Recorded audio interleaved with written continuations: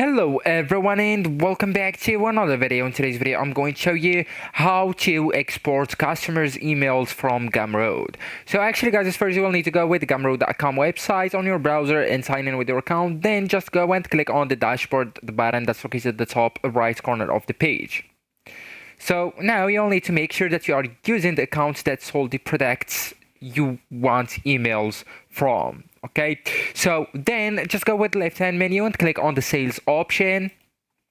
So you can find it just right here under workflows option, and here you will see a list of all transactions for your products. Okay, so just go ahead and filter your customers. That's optional but effective. So use filters to narrow down which customer you want, like specific products buyers, date range, paid versus refunded transactions. And after doing that, you will need to export the email. So just click the export button. You will find it usually at the top right of the sales list. So something like here, right? So that's one.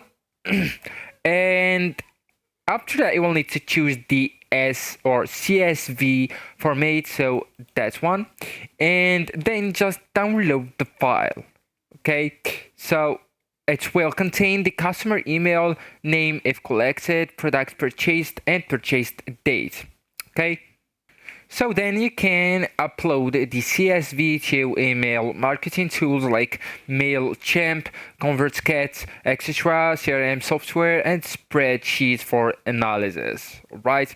So Gumroad automatically tracks whether someone bought a specific product, so you can segment your email list based on purchases when exporting. So actually, guys, that's it. This is the end of the video. Thank you so much for watching, and goodbye.